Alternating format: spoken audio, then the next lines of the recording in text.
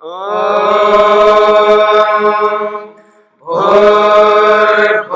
स्वः तत्सवितुर्वरेण्यं भर्गो देवस्य धीमहि धियो यो नः प्रचोदयात्।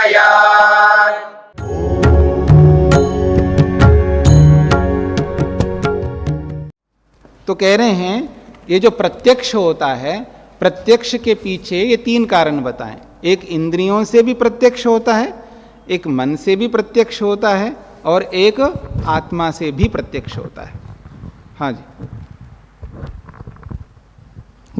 ये आत्मा स्वयं का अनुभव किससे करता है, मन से या स्वयं का स्वयं से? मन के माध्यम से। समाधि में भी? हाँ जी। केवल परमात्मा का जब अनुभव करता है तब आत्मा सीधा परमात्मा का अनुभव करता है, वहां फिर मन का माध्यम आवश्यक नहीं है। जब असंप्रज्ञात समाधि लगती है तो निरुद्ध अवस्था में लगती है। मेरी बात को समझना, पहले सुन लीजिएगा। समाधि दो प्रकार की है ना, एक संप्रज्ञात और एक असंप्रज्ञात। संप्रज्ञात समाधि में संपूर्ण भौतिक पदार्थों का और आत्मा का साक्षात्कार होता है, पंचमहाभूतों से लेकर के सत्वरस्तम तक और जीवात्मा का ये साक्षात्कार होता है। ये मन के माध्यम से होता है। जब असंप्रज्ञात समाधि लगती है तो असंप्रज्ञात समाधि तब लगती है जब निरुद्ध अवस्था आती है। मन की 5 अवस्थाएं हैं ना, क्षिप्त, मूढ़, विक्षिप्त, एकाग्र और निरुद्ध। और जो एकाग्र अवस्था है उस एकाग्र अवस्था में समाधि लगती है। एकाग्र अवस्था में समाधि लगती है यानी मन एकाग्र अवस्था में कार्य कर रहा होता है, अर्थात उस मन के माध्यम से सारी समाधियां लगती है संप्रज्ञात समाधि की, जिसमें पंचमहाभूतों से लेकर के सत्वरस्तम और जीवात्मा का। और जब 5वीं अवस्था में मन पहुंच जाता है यानी निरुद्ध अवस्था में, निरुद्ध अवस्था का मतलब है मन का रुक जाना, मन का कार्य ना करना, यह निरुद्ध अवस्था। जब मन कार्य ही नहीं कर रहा है तब असंप्रज्ञात समाधि लगती है, तब असंप्रज्ञात समाधि लगती है। उस असंप्रज्ञात समाधि में अब मन का काम नहीं है, अब सीधा आत्मा का है, और आत्मा परमात्मा के साथ जुड़ जाता है सीधा, यानी सीधा परमात्मा को आत्मा अनुभव कर रहा होता है। जैसे मन के माध्यम से कर रहा था पहले, अब वो माध्यम मन का जरूरत नहीं है, अब सीधा अनुभव कर रहा है परमात्मा का। ऐसा है, ये है निरुद्ध अवस्था में। पर निरुद्ध अवस्था बनी रहनी चाहिए उस समय, उस समय निरुद्ध अवस्था बनी रहनी चाहिए। जब तक निरुद्ध अवस्था बनी रहेगी तब तक परमात्मा का दर्शन करता रहेगा, और निरुद्ध अवस्था यदि टूट जाए तो परमात्मा का दर्शन भी टूट जाएगा। यह स्थिति है। ऐसा कोई उपनिषद में आता है, जैसे बृहदारण्यक उपनिषद में, कि ज्ञाता को किसके द्वारा जाना जाए, तो उसमें ऐसा कुछ उत्तर दिया कि वो स्वयं को स्वयं से जानता है। उसका अर्थ क्या है? उसका यही अर्थ है, स्वयं अपने आप को अनुभव करता है, ऐसा सामर्थ्य होता है, स्वयं अपने आप को अनुभव करता है। हाँ जी। तो वहां आत्मा और आत्मा का आत्मा को आत्मा अपने आप अनुभव करता है का मतलब है मन के माध्यम से अनुभव करता है। वहां पर ये जो पक्ष है ये गौण हो जाता है। एकाग्र अवस्था में मन तो रहेगा ही, मन के माध्यम तो रहेगा, लेकिन जब स्वयं अपने आप को अनुभव करता है तब वो जो है माध्यम वो गौण होता है, लेकिन वह रहता है। जैसे समाधि जब लगती है ना, समाधि तदेव अर्थमात्र निर्वासम स्वरूप शून्यम इवा, ये समाधि की परिभाषा है, अभी पढ़ेंगे आप। तदेव अर्थमात्रम स्वरूप शून्यम इवा, शून्य सा होता है, शून्य नहीं होता है, हटता नहीं है, वो रहता है, लेकिन प्रधानता स्वयं की रहती है। वहां ये अभिप्राय उसका, क्योंकि अगर वो हटेगा तो वो दर्शन ही नहीं होगा आपको, प्रत्यक्ष ही नहीं होगा, क्योंकि प्रत्यक्ष जो हो रहा है वो मन के माध्यम से हो रहा है, लेकिन वो मन जो है स्वरूप से शून्य सा हो जाता है। वो जो ध्यान चल रहा है ना, ध्यान मन के माध्यम से होता है ना, ध्यान मन के माध्यम से होता है, पर वो ध्यान तो चल रहा है वहां पर, लेकिन वो इतना धूमिल हो जाता है, इतना गौण होता है, मानो वो नहीं है जैसा होता है, लेकिन हो रहा होता है। यानी वो माध्यम बना हुआ होता है, उस माध्यम को आप हटा नहीं सकते, ये है समाधि की स्थिति। तो वो जो संप्रज्ञा समाधि लगती है, उस संप्रज्ञा समाधि में वो गौण होता रहता है, यानी गौण रूप में रहता है मन, लेकिन वो माध्यम तो बना हुआ है, गौण रहेगा। तो वहाँ आत्मा आत्मा ही जानता है, तो वहाँ उसको मुख्य रूप से वहाँ प्रस्तुत किया है, और यहाँ गौण रूप से प्रस्तुत किया, बस इतना अंतर है। ठीक है, अगर नहीं मानोगे ऐसा तो फिर तो समाधि की जो परिभाषा है उसको आप अस्वीकार कर रहे हो ऐसा मानना पड़ेगा, क्योंकि दोनों ऋषि हैं, वो भी ऋषि है, ये भी ऋषि है, दोनों ही ऋषि है ना, तो दोनों ही एक दूसरे के विरुद्ध कथन नहीं कर सकते। तो फिर वहां आपको अर्थ समझना होगा, यहाँ गौण रूप से मन तो रह रहा है, माध्यम तो बना हुआ, लेकिन गौण हुआ है। जैसे जी मेरे को किसी बड़े आदमी से मिलना है, तो कोई ले जाता है ना मिलाने के लिए, मेरे को ले जा करके वो खड़ा है, सामने खड़ा, अब मैं सीधा उनसे कांटेक्ट हो गया हूं, उनसे सीधा बात कर रहा हूं, वो खड़ा है। लेकिन आप ये नहीं कह सकते कि वो माध्यम नहीं है। ऐसे ही समाधि की स्थिति में थोड़ा सा अंतर यहां ये है कि वहां नहीं भी रहे ना तो भी मैं सीधा बात कर सकता हूं यहां पर, लेकिन वहां ऐसा नहीं है, समाधि में ऐसा नहीं है।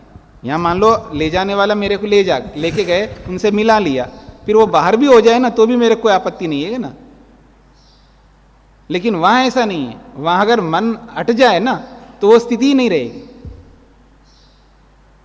मेरी बात समझ रहे हैं? इसको और अच्छा इस तरह समझ सकते, ये मान लीजिए ये दीवार है, ऊंचा है, और मैं दीवार के पीछे हूं। बाहर के लोगों को मेरे को कुछ करना है, झगड़ा हो रहा है, मान लीजिएगा मारकाट हो रही है, लोग पत्थर मार रहे हैं और सब कुछ हो रहा है, और मेरे को भी मारना है क्योंकि सुरक्षा करनी है, और मैं दीवार की इस तरफ है और उधर से पत्थर आ रहे हैं, गोलियां बरस रही है, तो मेरे को भी मारना है, तो मैं देख नहीं पा रहा हूं बाहर के लोगों को, तो क्या करूंगा, एक स्टूल लगा लूंगा, फिर खड़ा हो जाऊंगा उसके ऊपर। फिर उसके ऊपर खड़े होते ही मेरे को दीवार के बाहर के लोग दिख रहे हैं, ठीक है ना, और मैं वहां उस पर स्टूल के ऊपर खड़ा होकर के धड़ाधड़ मारता जा रहा हूं, पत्थर मार रहा हूं, जो भी कर रहा हूं, ठीक है ना। ये तब तक मारता रहूंगा जब तक मेरे पीछे स्टूल रहेगा, क्योंकि उस पर खड़ा हूं मैं। अगर कोई रोकना चाहता है तो वो आकर के स्टूल को हटा देगा, तो मैं धड़ाम से गिर जाऊंगा, फिर मारना बंद हो जाएगा। ठीक इसी प्रकार से समाधि की स्थिति में होता है।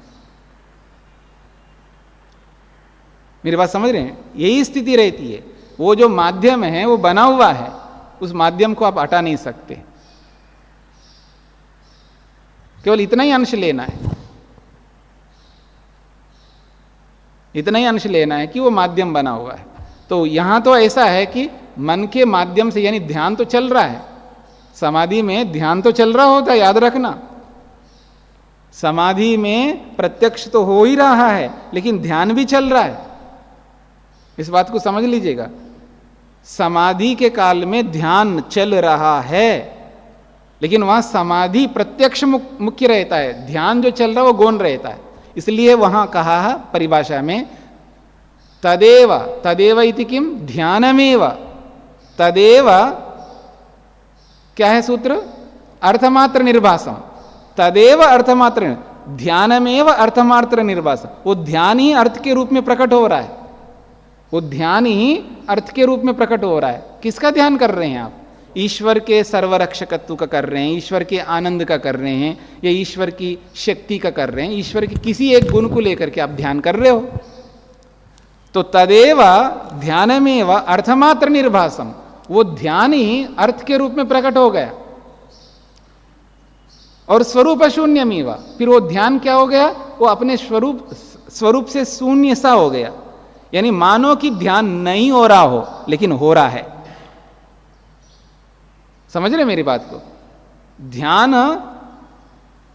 मानो कि नहीं हो रहा है, लेकिन हो रहा है, लेकिन वो धूमिल हो गया, गौण हो गया, और मुख्य क्या हो रहा है, प्रत्यक्ष। तो ध्यान भी रह रहा है वहां पर, और यहां प्रत्यक्ष भी रह रहा है। नहीं तो स्वरूप शून्यम इवा नहीं कहते, वो यही कहते स्वरूप शून्यम, इतना ही कहते, इवा शब्द का प्रयोग नहीं करते। फिर तो ध्यान अपने स्वरूप से शून्य हो गया, यानी ध्यान हट गया है, अब केवल प्रत्यक्ष हो रहा है। तब आप कह सकते सीधा आत्मा अपने आप को जानता है, फिर वह मन को आप हटा देंगे, लेकिन वह माध्यम बना हुआ है। स्पष्ट हो गए जी? जी स्वामी जी, इसका मतलब ये हुआ इनिशियल स्टेज पे मन, इनिशियल स्टेज पे मन जो है ध्यान और साक्षात्कार में प्रयुक्त होता है जी। फिर बाद में ये गौण हो जाता है रिफ्लेक्स एक्शन के जैसे जी और फिर आत्मा परमात्मा में लगती है स्वतः। जी। धन्यवाद। आगे बढ़ते हैं। तो यत् संबंध सिद्धम तदाकारोल्लेखी तद विज्ञानम प्रत्यक्षम, ये प्रत्यक्ष की परिभाषा बताई इन्होंने। फिर कहा योगिनाम अबाह्य प्रत्यक्षत्वा न दोषः, ये संबंध सिद्धम तदाकारोल्लेखी तद विज्ञानम प्रत्यक्षम, ये जो बात कही है, इसी बात से सभी प्रत्यक्षों को ग्रहण किया है। और इसी बात को पुष्ट करने के लिए अगले सूत्र को इन्होंने बताया योगी नाम अबाह्य प्रत्यक्षत्वात्, योगियों को अबाह्य प्रत्यक्ष होता है, यानी आंतरिक प्रत्यक्ष होने से न दोषः, ये जो प्रत्यक्ष लक्षण बनाया गया है, ये संबंध सिद्धम वाला जो लक्षण है, उस लक्षण में कोई दोष नहीं है। ये बात पकड़ में आ रही है? प्रसंग को आपको ध्यान में लाना होगा। प्रत्यक्ष का जो प्रसंग है ना सांख्य सिद्धांत में, उस पूरे प्रसंग को आपको सामने लाना होगा, तभी ये बातें समझ में आ जाएंगी। क्योंकि उसने कहा था कि ये तो आपका जो संबंध, ये जो प्रत्यक्ष लक्षण किया है आपने, इस लक्षण में तो दोष है, इसमें तो केवल इंद्रिय प्रत्यक्ष ही आएगा, आंतरिक प्रत्यक्ष नहीं आएगा। तो कहते हैं ना, सारे प्रत्यक्ष आएंगे।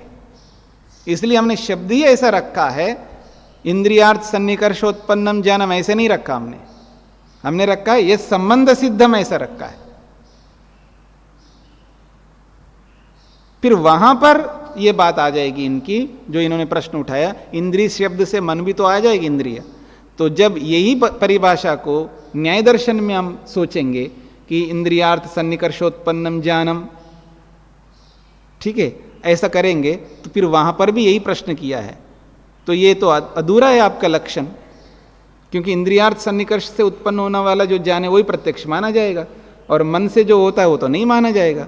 तब वो उसका उत्तर देते हैं कि इंद्रिय शब्द से मन को भी ग्रहण करेंगे, इसलिए उसमें आ जाएगा, सारा प्रत्यक्ष उसमें आ जाएगा। तब उसका वहां ऐसा समाधान करेंगे। और यहां ऐसा समाधान कर रहे हैं, इंद्रियार्थ सन्निकर्ष से केवल इंद्रियों को ले रहे हैं, तो आंतरिक प्रत्यक्ष तो नहीं होगा। तो उन्होंने कहा नहीं, हमने इंद्रिय शब्द का प्रयोग ही नहीं किया, हमने तो यत् संबंध सिद्धम कहा, जिससे भी संबंध हो जाएगा, चाहे वो इंद्रियों से हो जाए या मन से हो जाए या आत्मा से हो जाए, सब संबंधों को ले रहे हैं हम लोग। इसलिए इस लक्षण में कोई दोष नहीं है। इसीलिए हमने कहा कि योगी नाम अबाह्य प्रत्यक्षत्वात् न दोषः, योगियों को आंतरिक प्रत्यक्ष होने से भी इस प्रत्यक्ष लक्षण में कोई दोष नहीं होता, ये बात कही है। फिर अगले सूत्र में कहा लीन वस्तु लब्धातिशय संबंधात अदोषः। लीन वस्तु का मतलब है सूक्ष्म वस्तु। लीन वस्तु का अर्थ किया वहां पर सूक्ष्म वस्तु, जिनको हम देख नहीं सकते, इंद्रियों से जिनको ग्रहण नहीं कर सकते, ऐसे जो सूक्ष्म वस्तुएं हैं, जैसे तन्मात्राएं हैं, अहंकार हैं, इंद्रियां हैं, ये सारे के सारे पदार्थ सूक्ष्म हैं। तो लीन वस्तु का मतलब है सूक्ष्म वस्तु। तो सूक्ष्म वस्तुओं का भी संबंध उसमें लिया जाता है, तो उन सूक्ष्म पदार्थों का भी प्रत्यक्ष होता है, इसलिए कोई दोष नहीं आएगा प्रत्यक्ष लक्षण सूत्र में। इति सूत्राभ्याम तत्प्रत्यक्षस्य विस्तृत स्वरूपम दर्शितम। इति सूत्राभ्याम, इन दोनों सूत्रों से, योगिनाम अबाह्य प्रत्यक्षत्वात् न दोष और लीन वस्तु लब्धातिशय संबंधाद व अदोष, इन दोनों सूत्रों के माध्यम से उस प्रत्यक्ष को विस्तृत रूप से वहां पर दिखाया था पहले अध्याय में। तेना ईश्वर प्रत्यक्षत्वम सूक्ष्म वस्तु प्रत्यक्षत्वमपि भवति। तेना, उस प्रत्यक्ष लक्षण से, यह संबंध सिद्धम वाला जो सूत्र है, उस प्रत्यक्ष लक्षण से, तेना का मतलब है उस प्रत्यक्ष लक्षण से ईश्वर प्रत्यक्ष और सूक्ष्म वस्तुओं का प्रत्यक्ष भी हो जाता है। तत्प्रत्यक्षात् खलु मोक्ष लाभो युक्तः, तो उस प्रत्यक्ष से मोक्ष का भी लाभ होता है, मोक्ष की भी सिद्धि होती है। एवमेव अणूनाम तन्मात्राणाम कार्यत्व प्रत्यक्षमपि भवति। इसी प्रकार से अणुओं का भी यानी तन्मात्राओं का भी कार्यत्व के रूप में प्रत्यक्ष होता है। अगर कोई तन्मात्राओं का भी प्रत्यक्ष करना चाहे तो उनका भी प्रत्यक्ष कर सकता है। सूत्रार्थ।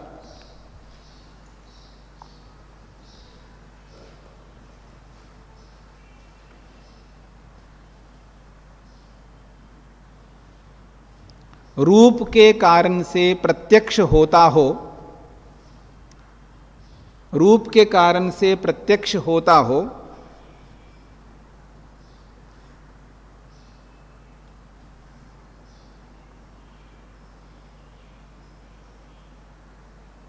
ऐसा कोई नियम नहीं है।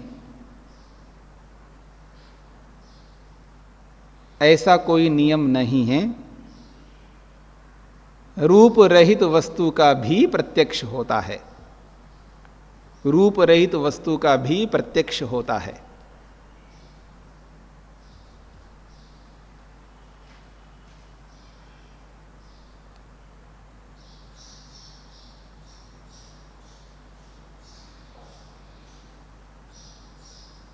हाँ जी, आगे बढ़ते हैं।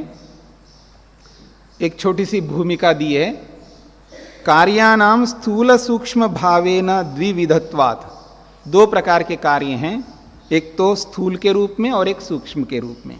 तो कार्यानाम स्थूल सूक्ष्म भावेन द्विविधत्वात्, दो प्रकार के कार्य हैं। तेषां परिमाणस्यापि दैविध्यम, और उनका परिमाण भी दो प्रकार का है। दो प्रकार के पदार्थ हैं तो उनका जो परिमाण है, परिमाण समझते हैं, नाप तोल, उनका कितना परिमाण है, किस वस्तु का परिमाण कितना है, तो उसका परिणाम भी द्वैविध्यम, दो ही प्रकार का है। तद बोधाय सांख्ये पर्याप्तम इति उच्यते। तो उन पदार्थों के बोध के लिए, सूक्ष्म पदार्थों के बोध के लिए, स्थूल पदार्थों के बोध के लिए वो दो ही प्रकार का परिमाण हमारे लिए पर्याप्त है। 4-5 प्रकार के परिमाणों की हमें आवश्यकता नहीं है। ठीक है जी। वैसे परिमाण 4 प्रकार का होता है दूसरे शास्त्रों में, तो इस सांख्य शास्त्र में दो ही प्रकार के परिमाणों से काम चल सकता है, ये कहना चाह रहे हैं। तो उसका समाधान दे रहे हैं सूत्र के रूप में। न परिमाण चातुर्विध्यम तद्वाभ्याम तदयोगात्। कहते हैं परिमाण चातुर्विध्यम न, हमारे इस सांख्य शास्त्र में 4 प्रकार के परिमाणों को मानने की कोई आवश्यकता नहीं है। द्वाभ्याम, 2 प्रकार के परिमाणों को मानने से ही हमारा काम चल सकता है। क्यों? तदयोगात, इन्हीं 2 प्रकार के परिमाणों का योग उन पदार्थों के साथ में होने से। सूत्रार्थ। सांख्य मते, अच्छा पहले भाष्य को पढ़ लेते हैं। सांख्य मते कार्यमात्रस्य परिमाण चातुर्विध्यम अनुमहद हरस्व दीर्घत्वम न स्वीक्रियते न अपेक्षते। कहते सांख्य के मत में कार्य मात्रस्य, संपूर्ण कार्य का, परिमाण चातुर्विध्यम, 4 प्रकार के परिमाणों को लेकर के, वो कौन से हैं? एक अणु परिमाण है और एक महद परिमाण है, एक अरस्व परिमाण है और एक दीर्घ परिमाण है। न स्वीक्रियते, इन 4 प्रमाणों का स्वीकार सांख्य मत में नहीं है। और न अपेक्षते, न इनकी अपेक्षा है 4 की। द्वाभ्याम तदयोगात, ये तो ही अणुमहद्भ्याम परिमाणाभ्याम तदयोगः। हमारे लिए तो 2 ही परिमाणों की आवश्यकता है, एक अणु परिमाण और एक महत् परिमाण। ताभ्याम, उन दोनों ही परिमाणों से तदयोगा, उन वस्तुओं के साथ योग हो जाता है, यानी उन वस्तुओं को हम जान लेते हैं। तयो सूक्ष्म स्थूलयो सामान्य विशेषयो कार्ययो योगः युक्तत्वम। कहते हैं तदयोग का मतलब कौन है उसका? तदयोग यानी वो कौन कौन सी वस्तुएं हैं? सूक्ष्म स्थूलयो, एक सूक्ष्म पदार्थ है और एक स्थूल पदार्थ है। अथवा आप ये भी कह सकते सामान्य विशेषयो, एक सामान्य है और एक विशेष है। सामान्य का अर्थ होता है कारण, सूक्ष्म, और विशेष का मतलब होता है कार्य, यानी स्थूल। तो कार्ययो, सामान्य विशेषयो कार्ययो, सामान्य और विशेष कार्यों का योग हो जाता है। वही युक्तत्वम हमारे लिए युक्ति पूर्वक है। युक्तत्वम संभव पर्याप्तम अस्ति, इतना ही पर्याप्त है हमारे लिए।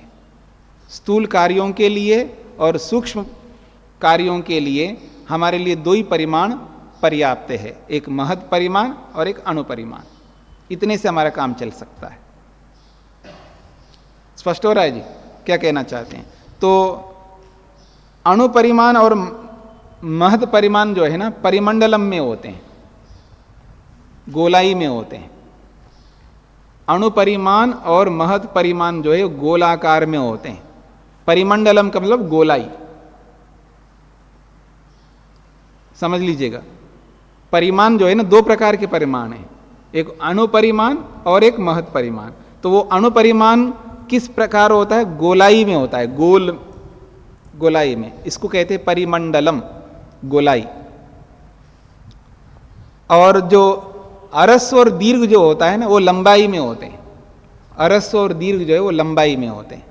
तो लंबाई की हमें कोई आवश्यकता नहीं है, हमें परिमंडलम की आवश्यकता है। वैसे भी परिमंडलम ही है, सब कुछ परिमंडलम है, सब गोलाई में ही है। कोई ऐसी वस्तु नहीं है जो गोलाई में ना हो, जो आत्मा हो चाहे परमात्मा हो, चाहे सब गोलाई में, सब परिमंडलाकार में। बस ये जो महत् परिमाण है वो भी गोलाई में, लेकिन उसका कोई अंत ही नहीं है। मेरी बात समझ रहे ना? तो समझने का प्रयत्न करना, ये वैसे आसानी से समझ में नहीं आएगा, लेकिन समझना पड़ेगा, आपको कल्पना करना पड़ेगा। चाहे आप आकाश लो, चाहे परमात्मा लो, चाहे आप पृथ्वी लो, चाहे आप किसी भी वस्तु को लो, सब परिमंडलम में, सब गोलाई में। कोई ऐसी वस्तु नहीं जो गोलाई में ना हो। हाँ, अपेक्षा से किसी को आप अरस्तु दीर्घ कह सकते हैं, पर वास्तव में सब परिमंडलम में। इसलिए हमें परिमंडलम की आवश्यकता है, गोलाई की आवश्यकता है। इसलिए दो ही परिमाण है हमारे सामने, एक अणुपरिमाण और एक महत् परिमाण। अणुपरिमाण बहुत सूक्ष्म होता है, वो कितना ही सूक्ष्म हो वो परिमंडलम में ही होगा, वो गोलाई में ही होगा। और महत् परिमाण कितना ही बड़ा हो, वो कितना ही बड़ा हो वो परिमंडलम में ही होगा। समझ रहे हैं? समझने के लिए पृथ्वी को सामने रखिएगा। पृथ्वी बहुत बड़ा दिखता है ना, महत् परिमाण वाला है, तो गोलाई में है या नहीं है? सूर्य ले लीजिएगा, परिमंडलम में ही है। कौन ऐसी वस्तु है जो आपको परिमंडलम में नहीं मिलती? सब परिमंडलम में है। इतने हमें आवश्यक है। ईश्वर के अलावा कोई और भी चीज है जो महत् परिमंडल में हो? आकाश, स्पेस आकाश तो खाली एक तत्व है जिसमें शब्द गमन करता है, क्या वो महत् परिमंडल में है? अपेक्षा से, अपेक्षा से। महत् परिमंडलम दो प्रकार से होता है ना, जैसे पृथ्वी महत् परिमंडलम है, तो अपेक्षा से, अन्य पदार्थों की अपेक्षा नहीं, पृथ्वी तो एक तत्व है जिसको नासिका से ग्रहण करते हैं। पृथ्वी उस भूगोल की बात ही नहीं हो रही है। इसको भी तो पृथ्वी हम कहते हैं ना, नहीं कहते क्या? जो आप जिस पृथ्वी की बात कर रहे हो, मैं उस पृथ्वी की नहीं कर रहा हूं। मैं इस रूढ़ी वाले पृथ्वी को, ये जो धरती है ना, इसको भी हम पृथ्वी बोल देते हैं। ये भी परिमंडलम में है और महत् परिमाण है। और जिस पृथ्वी की आप चर्चा कर रहे हो वो अणुपरिमाण में है। हाँ, अब बोलिए, आप क्या कहना चाहते हैं? मैं आप ही से पूछ रहा हूं जो आपने प्रश्न किया था। सांख्य तो पढ़ते समय एक ईश्वर ही महत् परिमाण में है, और यह तो सूर्यलोक और भूलोक की तो बात ही नहीं हो रही है। सांख्य पढ़ते समय जिन तत्वों की बात हो रही है, जिसकी विवेचना हो रही है, उसमें सूर्य और यह भूलोक इत्यादि भूगोल की बात तो हो ही नहीं रही है। सांख्य के विषय में एक ईश्वर ही है जो महत् परिमाण का है, जो परिमंडल युक्त है। ठीक है, इससे क्या कहना चाहते हैं आप? ह्रस्व दीर्घ की आवश्यकता ही नहीं, ठीक है, कोई बात नहीं। तो अरस्व दीर्घ की आवश्यकता नहीं, यही तो हम बोल रहे हैं। इसलिए दो ही परिमाणों की आवश्यकता है।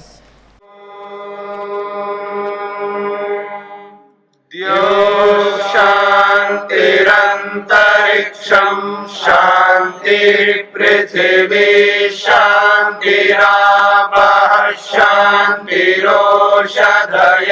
शान्तिः वनस्पतयः शान्तिर्विश्वे देवाः शान्तिर्ब्रह्म शान्ति सर्वं शान्ति शान्तिरेव शान्ति क्षमा शान्तिरेधि ॐ